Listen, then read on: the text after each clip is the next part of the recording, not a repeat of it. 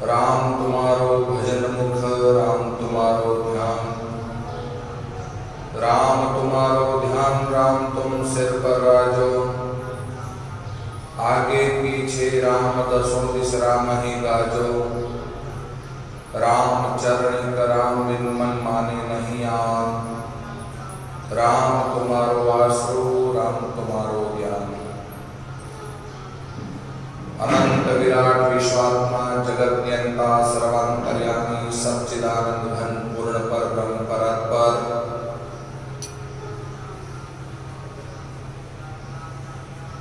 अंतरराष्ट्रीय राम स्नेह संप्रदाय की जन्मदाता पूज्यपाद भगवत स्वरूप आनंद देव तपोनिष्ठ ब्रह्मनिष्ठ अध्यात्म अवतारी पुरुष स्वामी जी श्री रामचरण जी महाराज के पावन पाद पद्मों में प्रणिपात करते हुए तदनंतर जिनके चरण रज से तीर्थ स्वरूप हुई यह भूमि,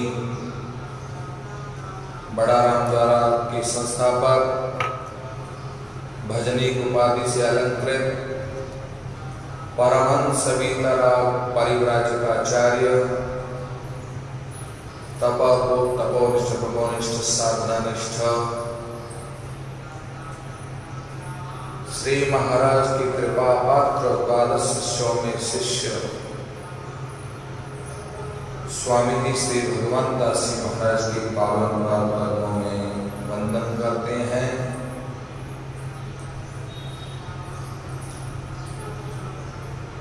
साधना स्वाध्याय चातुर्मास 2020 का पावन अवसर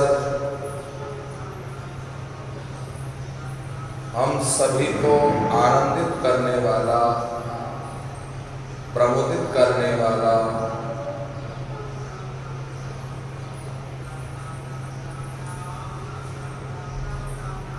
साधनामय बनाने वाला यह चातुर्मास है।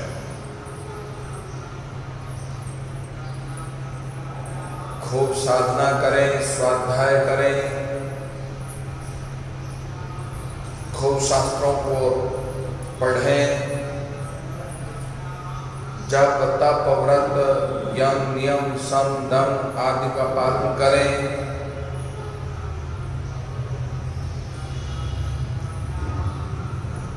जीवन को सार्थक करने का यह हमें अवसर है।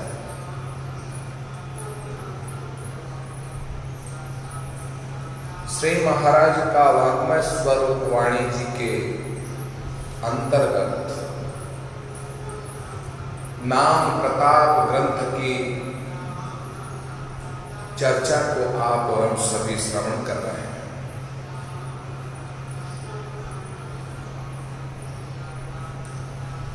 पार्वती को राम सुनायो, राम बिना सब झूठ बतायो। सोही राम सुनियो सुखदेवा, गर्भवास में लाग्यो सेवा। राम सुमर सब मोह निवार्यो, मात पिता व तज वन ही सिधार्यो। राम प्रताप रंभा गए हारी, सुमित राम कामना सारी।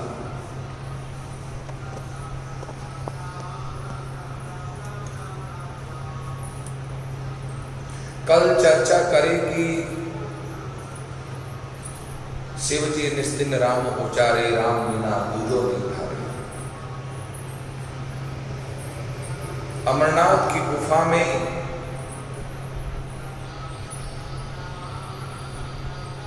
पार्वती की जिज्ञासा को शांत करते हुए अभय मंत्र बख्शिश करते हुए कहते हैं, राम बिना सब झूठ बताए। राम सत्य है, राम से बढ़कर कोई सत्य नहीं हो सकता।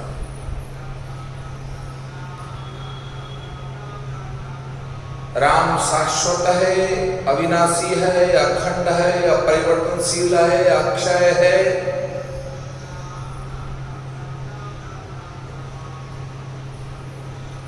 चराचर जगत में यदि कुछ समाया हुआ है तो राम समाया हुआ है। राम का चिंतन करो, राम का ध्यान करो, राम का आश्रय लो।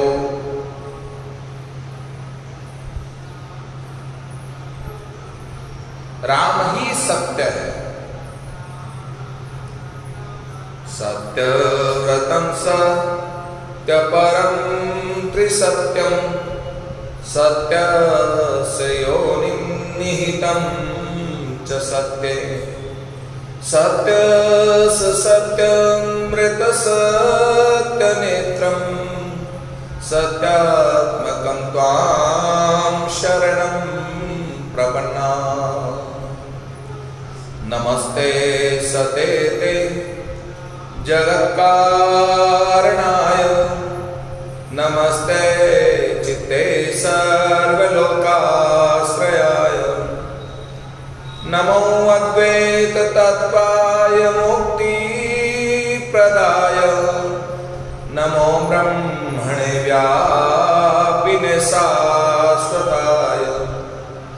त्वमेकं शरण्यं त्वमेकं वरेण्यं त्वमेकं जगत्पालकं स्वप्रकाशं त्वमेकं जगत्कर्त्री पात्री प्रहर्त्री त्वमेकं परं निश्चलं निर्विकल्पम्। राम सत्य है। राम के अलावा सब असत्य है। ब्रह्म सत्यम जगन मिथ्या, ब्रह्म ही सत्य है। जगत का मिथ्यावाद श्री महाराज स्वीकार करते हैं। संसार स्वप्नवत जान के कीजिए ब्रह्म विचार, अवधि अंजुलि निर्जू जाता लगे दबार। सब झूठा है, सबका मिथ्यात्व। राम के अलावा हमें स्वीकार करना होगा। ए भवानी, उसी राम का तुम ध्यान करो, उसी राम को तुम जपो, उसी राम का तुम चिंतन करो, उस राम को तुम अपने जीवन में अंगीकार करो। उस राम के अलावा जीवन में कुछ नहीं है। ऐसा उपदेश दे रहे थे। गौरी सुपरमोदता इंडलियो उपदेश जड़ पलट चेतन भयो यो शिव धर्म विशेष।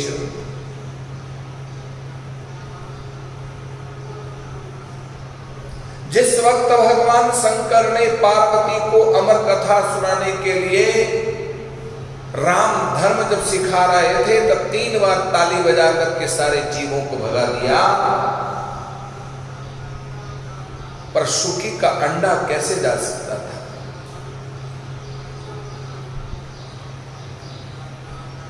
सुखी पक्षी का अंडा फूट पड़ा, प्रभावित हो गया।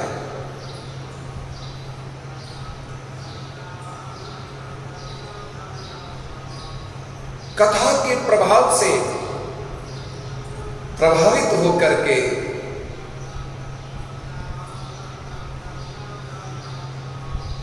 जिज्ञासा जागृत हो गई। नाम साधना में रत हो गया। राम सत्य है यह बोध हो गया।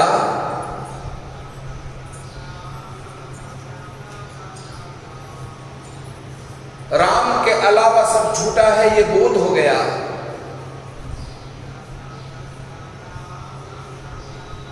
जबरदस्त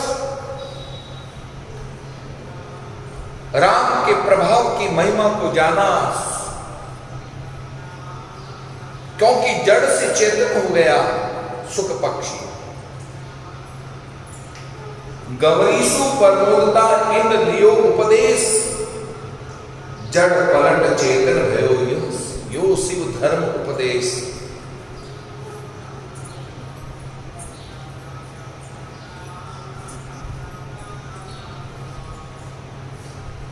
राम चरण शिव धर्म से सुख पहुंचो पार, या बिन आन उपास से उलझ उलझ संसार। श्री महाराज का गहरा चिंतन, श्री महाराज का गहरा उपदेश आत्मसात करने को मिलता है। जीवन की सार्थकता को बताते हुए कहते हैं,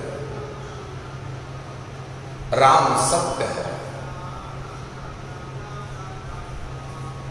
राम का चिंतन करो, राम का ध्यान करो, राम को पूज लो, राम को मान लो, राम को अपने जीवन में उतार लो। राम के सिवा कुछ भी सत्य नहीं। राम नाम सत्य है, आगे सुगत है। यही हमें स्वीकार करना पड़ेगा।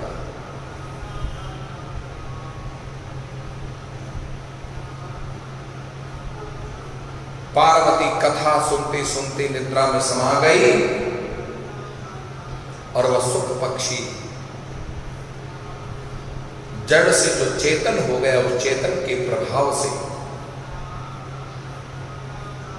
कथा में रस आने लगा। कथा प्रभाव से प्रभावित होकर के हुंकार देने लगा।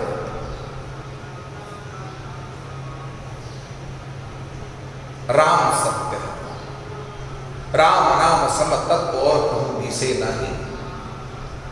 श्रुति स्मृति में खोज या संतन ही माई। श्री महाराज कहते हैं कि केवल मैं ही नहीं कह रहा हूं, राम नाम समतत्व और कहूं दिसे नाही। राम के समान कोई तत्व नहीं है। राम के समान कोई भी किसी भी प्रकार से तत्व स्वीकार ही नहीं कर सकते। राम नाम ही तत्सार है। सारे शास्त्रों का मंथन करने के बाद, सारे शास्त्रों को टटोलने के बाद, सारे शास्त्रों का चिंतन करने के बाद, सारे शास्त्रों का मंथन करने के बाद उसमें से कुछ उभर करके आया है और वह है राम नाम। जिस तरह से दही छाछ में से सार तत्व मक्खन निकलता है मंथन करने पर, ऐसे ही राम नाम सार तत्व निकलता है शास्त्रों में से। न कर्मवाद सत्य है, न ज्ञानवाद सत्य है, कुछ भी सत्य नहीं है। एह चहर दर्शा बिना मत कोई छोड़ो ध्यान, राम चरण एक राम बिन सबई खोखट ज्ञान। इस एक दोहे में बस सब कुछ समा गया। ज्यादा पृष्ठपेशन करने की आवश्यकता नहीं है। राम नाम का सार तत्व है।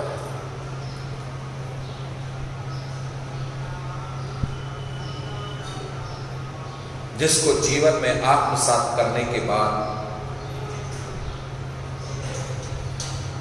जीवन का सत्यात्व प्रकट हो जाता है। साधकों, जड़त्व तो समाप्त हो गया, चेतनत्व तो प्रकट हो गया।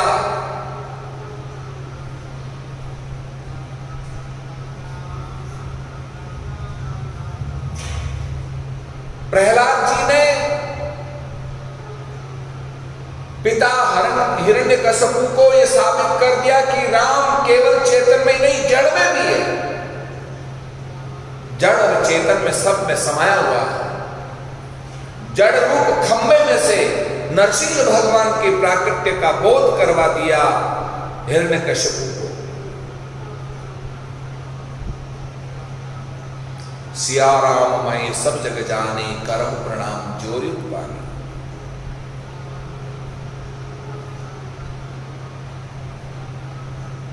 ईशावास्यमिदं सर्वं यत्किंचित् जगत्यां जगत् तेन त्यक्तेन भंजिता मा कृत कस्यचित् धनम्। ईशावास्योपनिषद का पहला सूत्र है यह, जो हमें बोध करवाता है सर्वत्र ईश्वरमय जगत है, ब्रह्ममय जगत है, ब्रह्म के अलावा कुछ शेष नहीं है।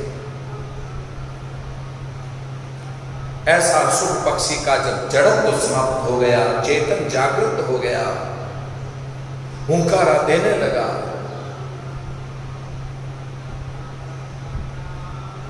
शंकर भगवान ने आंखें खोली तो देखा पार्वती तो वंदे मातरम नींद ले रही है। तो हुंकारा कौन दे रहा है?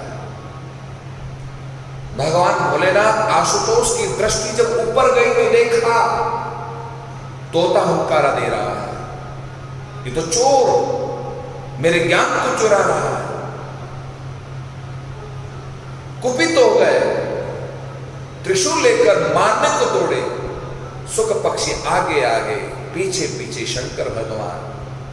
वेदव्यास जी की पत्नी उभासी ले रही थी। बस मौका देखा सुख पक्षी ने और सीधे मुख के द्वार से प्रवेश कर गए गर्भ में। मुख के द्वार से। अच्छी गुफा है, भजन करने का सबसे बड़ा स्थान है और बैठ गए। शंकर भगवान तो इधर उधर आंखों आंखों आंखों करते हुए वापस चले गए। श्री महाराज ने दर्शन किया। 12 वर्ष गर्भ तप कीनो, माया सुमन रति नदीनो, पिता व्यास जनमत त्याग्यो, नरपति गुरु सुसंशय भाग्य। त्याग वैराग मत को पूरो, इंद्रिय जीत काच दृढ़ शुरो, एति लचन गुरु सुद्रोही, तो वाह को दर्श करो मति कोई।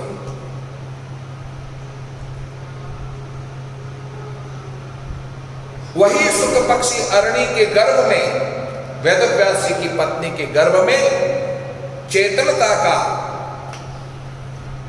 आभास करते हुए, चेतन का ध्यान करते हुए उस राम में रत हो गए। 12 वर्ष तक उनकी समाधि लग गई। एक दिन पिता वेदव्यास जी को बड़ी पीड़ा सताने लगी। गर्भस्थ शिशु सुखदेव जी से कहा, सुखदेव तेरी मां को बहुत कष्ट हो रहा है, आखिर ये मरण धर्मा शरीर है, कष्ट तो होना स्वाभाविक है, तू बाहर निकल, जल्दी कर। बोले संसार मिथ्या है, मुझे संसार के मिथ्यात्व का बोध हो चुका है, सत्यत्व राम का मैं ध्यान यहीं बैठ करके कर रहा हूं। अरे ये अरणी का गर्भ, तो अपनी मां को कितना कष्ट दे रहा है। कोई बालक मां के गर्भ में कोई 12 वर्ष तक रहता है क्या? इसलिए उन्हें पीड़ा से मुक्त कर, तो जल्दी से बाहर निकल। कौशिकी संहिता में कहा गया है, बार बार वेदव्यास जी की प्रार्थना को सुनकर सुखदेव जी महाराज अरणी के गर्भ से बाहर पधारते हैं और जन्मते भागे। भागवत के महात्म्य के दूसरे श्लोक में कहा गया, पहले अध्याय के दूसरे श्लोक, यम प्रव्रजंत मनुपेत पेत कृत्यम द्वैपायनो विरह कातरया जुहाव, पुत्रेति तन्मया तर्व अभिनेदु, तम सर्वभूत हृदय मुनिमानतोस्मि।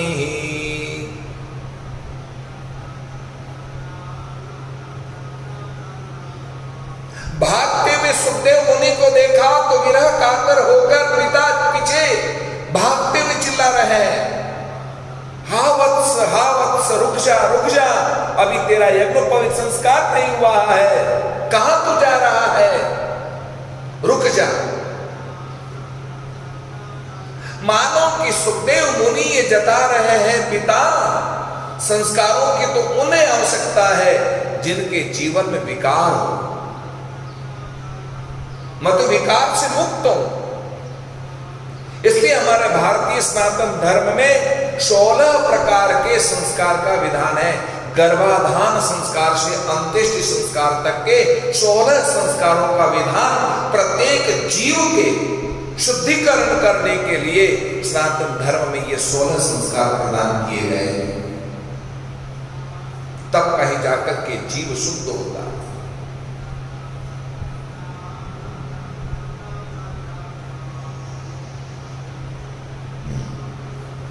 साधकों,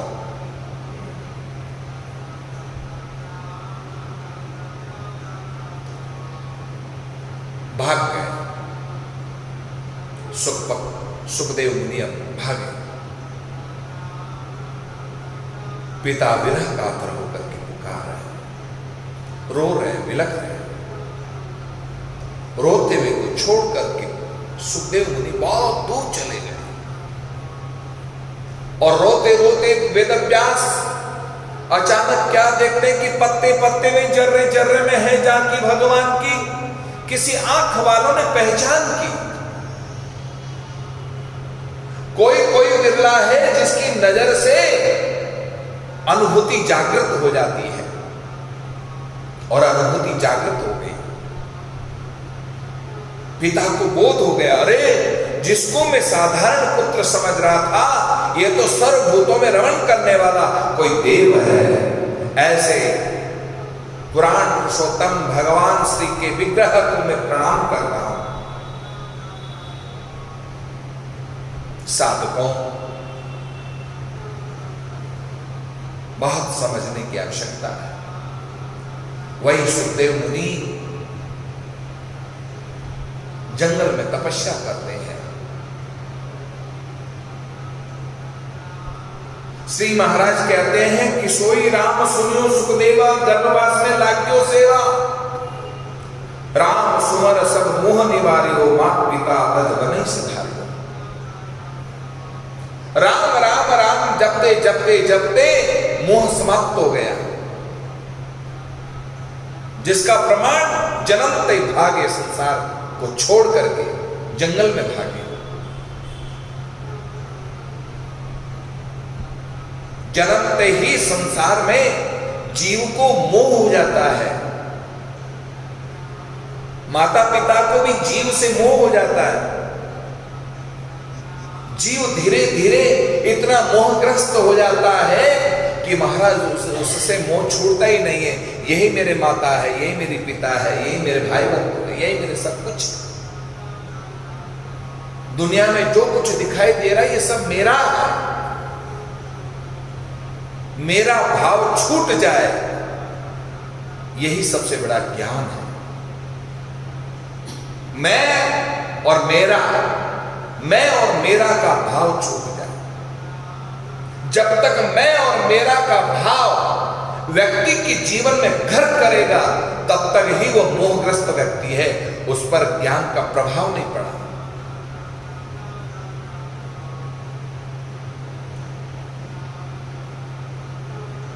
ज्ञान वही है जिसको मैं का बोध हो गया, मैं हूं ही नहीं, मेरा कुछ नहीं है। व्यवस्था है ये संसार में, शरीर को संचालित करने के लिए मकान की आवश्यकता है, शरीर को संचालित करने के लिए अन्न जल वायु की आवश्यकता है, शरीर को संचालित करने के लिए रोटी कपड़ा मकान की आवश्यकता है। इस शरीर को सुरक्षित रखने के लिए, शरीर को संचालित करने के लिए, शरीर को जीवित रखने के लिए हम कितना प्रयास कर रहे हैं। जिंदगी भर केवल शरीर को सुरक्षित रखने के लिए ही हम कमा रहे, भाग रहे, दौड़ रहे। किस लिए दौड़ रहे? क्या कर रहे हैं?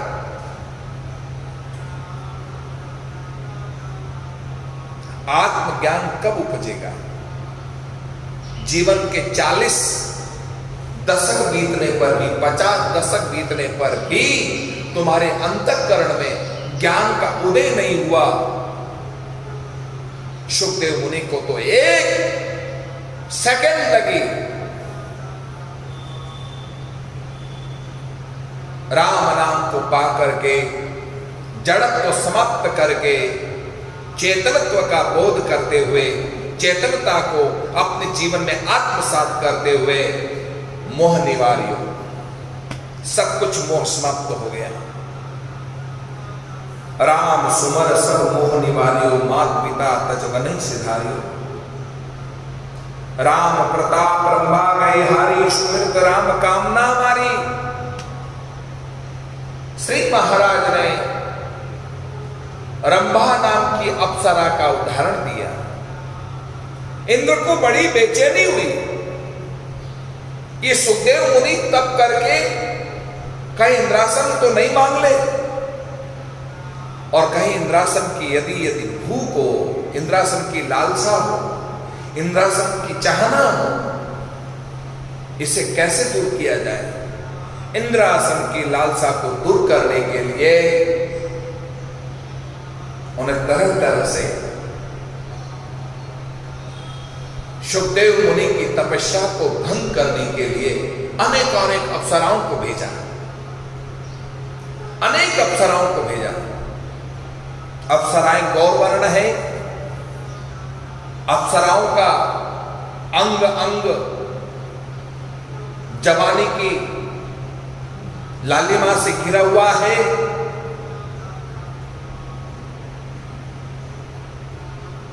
जिसको देखने से नेत्र खराब हो जाते हैं, मन खराब हो जाता है, वृत्ति खराब हो जाती है।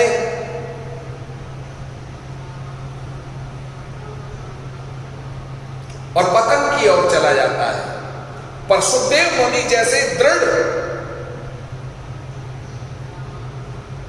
जो अटल है, अपनी भक्ति में रहता है, वैराग्य मूर्ति है, सुखदेव मुनि को प्रणाम करते हैं। सुखदेव मुनि की वैराग्य मूर्ति भाव को देखकर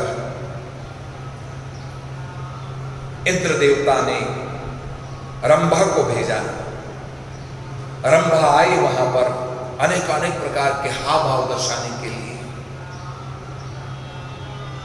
वरांगना है, बहुत कुछ अपना हाव भाव दर्शाने आई। एक तपस्वी की तपस्या को भंग करने के लिए अपने सारे तौर तरीके वहां समर्पित कर दिए। नाच गान करने लग गई, नृत्य करने लग गई। बार बार सुखदेव मुनि के शरीर से चिपक करके अपने हाव भाव दर्शाती हुई, स्पर्श करके कहीं इनका वैराग्य खंडित हो जाए, स्खलित हो जाए। पर सुखदेव मुनि की तपस्या में कोई भी स्खलित करने का प्रयास नहीं किया। इंद्र के द्वारा जितने तौर तरीके वहां पर भेजे गए, यहां तक रंभा हार गई। रंभा अनेक प्रकार की कामनाएं लेकर के, उर्वशी रंभा ये स्वर्ग की बड़ी जबरदस्त अप्सरा है। ऋषि मुनियों के तप को भंग करने के लिए, साधु संतों की साधुता को नष्ट करने के लिए ये अप्सराएं हर वक्त तैयार रहा करती थी। ये लेकिन प्रकार साधुओं का साधुत्व समाप्त हो जाए,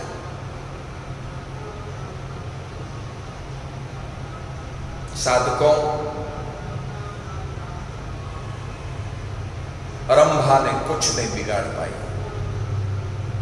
सुखदेव मुनि की तपस्या को प्रणाम है, सुखदेव मुनि की साधना को प्रणाम है, सुखदेव मुनि की वैराग्यता को प्रणाम है। रंभा समस्त कामनाओं से संपन्न आज हार चुकी और अपनी हार स्वीकार कर लेती है। जिस कामदेव को शंकर भगवान ने अपने तीसरे नेत्र से जला करके राख किया था, उसी कामदेव को भगवान शुकदेव मुनि ने नाश नहीं किया। कामदेव ने अपना हर तरह से प्रयास किया, पर शुकदेव मुनि को कोई फर्क नहीं पड़ा। वे दृढ़ है।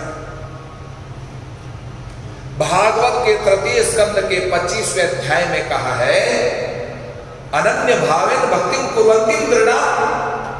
अनन्य भाव से दृढ़ता पूर्वक जो मेरी भक्ति करता है वो मेरा है। तितिक्षव कारुणिक सुहृद सर्वदेहिनाम अजात शत्रवः साधव साधु पुष्णा। ये साधुओं के लक्षण है। अजात शत्रु जो किसी से नहीं डरता हो, तितिक्षव सहनशीलता हो, कारुणिक जिनके हृदय में करुणा हो। जिनके हृदय में करुणा है, जिनके जीवन में सहनशीलता सबसे बड़ा गुण है। जितना व्यक्ति सहनशील होता है उतना ही वो महान बनता है। साधकों, उतना वो महान बनता है। सहन करना भी साधना है। परिवार के द्वंद्व, संसार के द्वारा आयु विपत्ति को जो सहन कर लेता है, जितना सहन करेगा, जितना सहन करेगा, किसी की प्रताड़ना को जितना सहन करेगा, वह महाराज साधना है। इसलिए सहन करो। बेचारे ने वृक्षों को देखो कितने सहनशील हैं। वास्तव में ये साधु पुरुष है। लू के थपेड़ों से ये वृक्ष कितने झुलस जाते हैं। सर्दी के मावठे से कितने सिकुड़ जाते हैं। बरसात में जो ओले पड़ते हैं, उन ओलों से इन वृक्षों की क्या दशा होती है। बरसात की झड़ी से ये कितने मजबूत रहते हैं। उस वक्त हिलते डुलते नहीं है, स्थिर रहते हैं। सर्दी, गर्मी, वर्षा सबको सहन करते ये वृक्ष। प्रणाम इन वृक्षों को जो इनमें सहनशीलता का दिव्य गुण है। प्रत्येक मनुष्य को वृक्षों से सहनशीलता का गुण सीखना चाहिए। वृक्ष को क्या फायदा है? वृक्ष से हम लोगों को फायदा है। वृक्ष हमारे लिए जीते हैं, खुद के लिए नहीं जीते। ऐसे साधु समाज के लिए जीता है, राष्ट्र के लिए जीता है, स्वयं के लिए नहीं जीता है। जो स्वयं के लिए जीता है वो साधु नहीं है। जो दूसरों के लिए जीता है, दूसरों की सेवा करने के लिए जीता है और दूसरों की सेवा करते हुए साधना करता है, वही वास्तव में साधु है।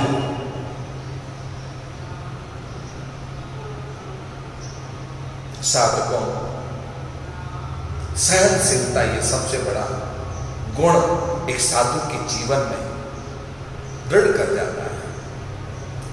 सुहृद, सुहृद का अर्थ होता है सौहार्द की भावना, सबके प्रति समान भाव, सबके प्रति एक जैसा भाव। राम प्रताप रंभा गई हारी, सुमित राम कामना मारी। शुकदेव मुनि की साधना, शुकदेव मुनि की साधुता, सुखदेव मुनि की नाम निष्ठा, सुखदेव मुनि की साधना निष्ठा, सुखदेव मुनि का वैराग्य, सुखदेव मुनि का ज्ञान, सुखदेव मुनि की भक्ति इतनी प्रबल और इतनी प्रबल थी कि जिसके सामने रंभा हार गई। रंभा सुखदेव मुनि के चरणों में नतमस्तक हो जाती है। रंभा और सुखदेव मुनि के बीच में बड़ा सुंदर संवाद है। कभी मैं आपको रंभा और सुखदेव मुनि के बीच का संवाद जो वैराग्य भावमय संवाद है, उस संवाद को मैं व्यक्त करूंगा। अभी तो मैं नाम प्रताप ग्रंथ की चर्चा कर रहा हूं। बड़ा जबरदस्त सुखदेव मुनि ने रंभा को आखिर वैरागी बना दिया, साधु बना दिया। रंभा को हीन भावना उत्पन्न हो गई, अरे मैं केवल अपने देह को कीचड़ में डाल रही हूं, मेरी जैसी मूढ़ मति वाली और कोई नहीं है, मूढ़ बुद्धि वाली मैं ऐसी ठहरी जो एक साधु के साधुत्व को नष्ट करने के लिए बेकार में मैं अपना तन बिगाड़ रही हूं। ये तन सचमुच नश्वर होते हुए आज मुझे बोध हो गया है, भगवत भजन करने के लिए अपना जीवन सार्थक करना चाहिए। राम चरण शिव धर्म से सुख पहुंचो पार, या बिन आन उपास से उलझ उलझ संसार। सुखदेव मुनि का राम धर्म सबसे श्रेष्ठ निकला, जिसके जीवन में गुरु की आवश्यकता पड़ी। और वही सुखदेव मुनि राजा जनक के द्वार पर पहुंची और द्वारपालों से कहा कि जाओ कह दो कि स्वामी सुखदेव आया है। स्वामी सुखदेव का समाचार सुन करके राजा जनक नहीं उठे, नहीं आए बाहर। तब दूसरी बार सुखदेव मुनि ने द्वारपालों से कहा कि कहो, राजा से जाकर कहो कि सुखदेव आया है। उस सुखदेव मुनि को आया हुआ देखकर राजा जनक दौड़ करके बाहर आए और उन्हें अंदर ले आए। सुखदेव मुनि अंदर आकर के क्या देखते हैं, राजा जनक का एक चरण कोमलांगी सुनैना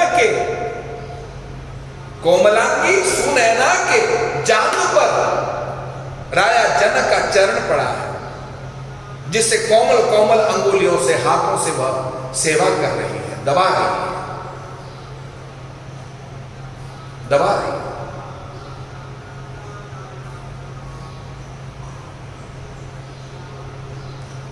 लेकिन आश्चर्य की बात, राजा जनक का दूसरा चरण धधकते कोयलों में, जिनके अंगारे गर्म है और आग प्रज्वलित है, उन अंगीठी के ऊपर दूसरा चरण रखा हुआ है। एक सेवक दौड़ा दौड़ा आया, राजन राजन राजन, नगर में आग लग गई है, आग लग गई है। राजा कुछ भी नहीं बोले। इतने में दूसरा आया, दौड़ करके बोला, दौड़ करके आया और कहा, महाराज राजमहल की तरफ आगे आग लपटे खा रही है, आप कोई उपाय बताएं, आप आदेश करें तो हम आग को बुझाने का उपाय करें। राजा कुछ नहीं बोले। तीसरा व्यक्ति दौड़ा दौड़ा आया, महाराज अब तो हद हो गई, बिल्कुल राजमहल के समीप आ गई आग, सब कुछ जला करके खाक कर दिया है। फिर भी राजा जनक शांत है। उनकी शांत वृत्ति को देखकर सुखदेव मुनि को बड़ा आश्चर्य हुआ। अरे, जिनके नगर में, जिनके महल की तरफ आग बढ़ रही है और राजा सुन रहा है और राजा शांत है। आदेश देना चाहिए आग बुझाने के लिए, पर नहीं, शांत है। इतने में एक व्यक्ति हंसता हंसता आया, राजन राजन राजन, आपकी कृपा से आग बुझ गई है, आपकी कृपा से आग बुझ गई है, कुछ भी नहीं हुआ, नुकसान कुछ भी नहीं हुआ, न तो जन की हानि हुई, न धन माल की हानि हुई, कुछ भी नहीं हुआ। राजा जनक को समान अवस्था में देखा। सुखदेव मुनि ने बड़ा विचार किया।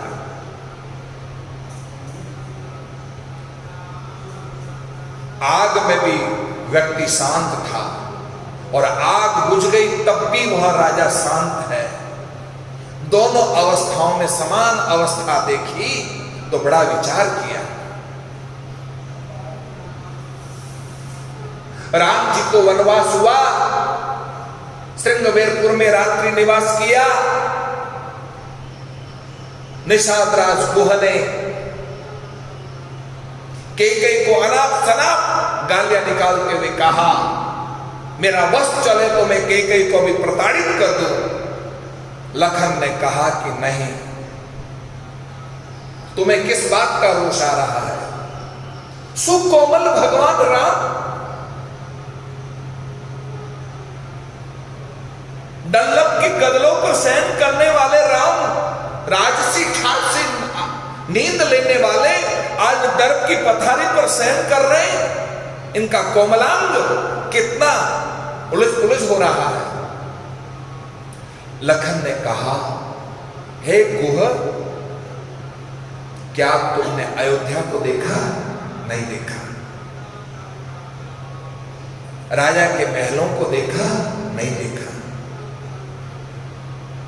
राम जी का निवास देखा? शयन कक्ष देखा? नहीं देखा। लखन कहते हैं, मैंने देखा। डल्लभ के गदलों पर राम जिस भाव से, जिस मुद्रा में सोते हैं, वही मुद्रा में दर्प की पथारी पर देख रहा हूं। राम उसी अवस्था में सो रहे हैं, आनंद की अवस्था में सो रहे हैं। सीताराम सीताराम सीताराम कहिए, जाय विधि राखे राम, ताय विधि रहिए। परिस्थितियां व्यक्ति के जीवन में बदलती है, परिस्थितियां व्यक्ति के जीवन में आती है और बदलती है। कभी बढ़िया राजमहलों में रहने का अवसर मिलता है तो कभी झोपड़ी में वास करने का अवसर प्राप्त होता है। कभी घी घना, कभी मुट्ठी चना, कभी नहीं घना। तीनों अवस्थाओं में व्यक्ति को सम रहना चाहिए, समान रहना चाहिए। परिस्थितियां व्यक्ति की बदलती है। कल सुख के बहुत कुछ साधन थे और आज सुख के कुछ भी साधन नहीं है। दुख के झमेले में पड़ करके हम दिन रात रो रहे, बिलख रहे हैं, अपने आप को कोस रहे हैं, अपने भाग्य को कोस रहे हैं, कभी विधाता को कोस रहे हैं। हाय विधाता, ऐसा दुख क्यों दे दिया, क्यों दे दिया?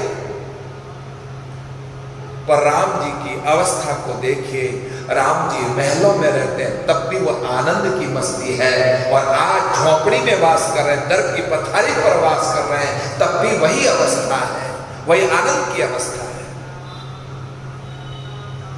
मानो कि राम जी ने सबको ये सबक सिखाया है कि सुख के दिनों में व्यक्ति को कभी ज्यादा इतराना नहीं चाहिए और दुख के दिनों में व्यक्ति को कभी घबराना नहीं चाहिए। दोनों अवस्थाओं में सम रहना सीखना, अभ्यास करना। कभी अच्छे दिन, कभी बुरे दिन आएंगे जाएंगे।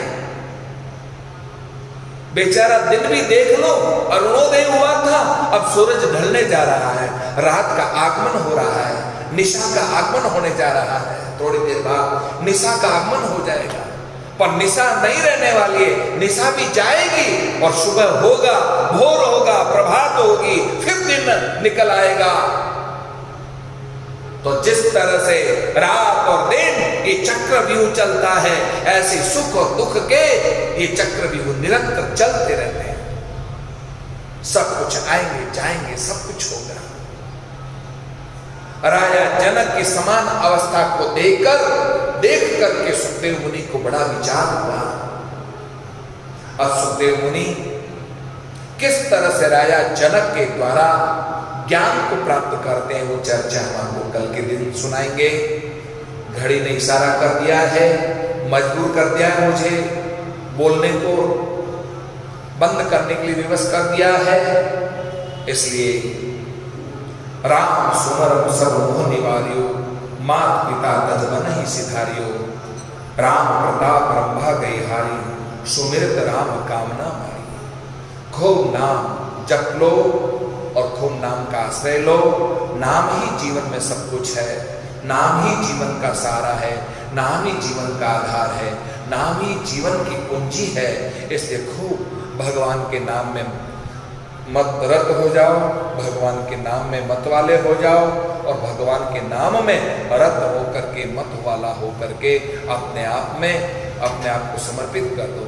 जिस अवस्था में, जिस परिस्थिति में वो रखता है, वो साल में बस खुश रहने का और मुस्कुराते रहने का अभ्यास कर लो। हर हाल में मुस्कुराते रहो। तुम ज्यादा रोगे तो दुनिया हंस देगी और पीठ पीछे खूब तरह की चर्चा बना देगी। इसलिए दुनिया को कभी एहसास मत कराने दो कि मैं दुखी हूं, मैं विपन्न स्थिति से गुजर रहा हूं, मैं बहुत दयनीय स्थिति से गुजर रहा हूं। कभी किसी के सामने प्रकट मत होने दो।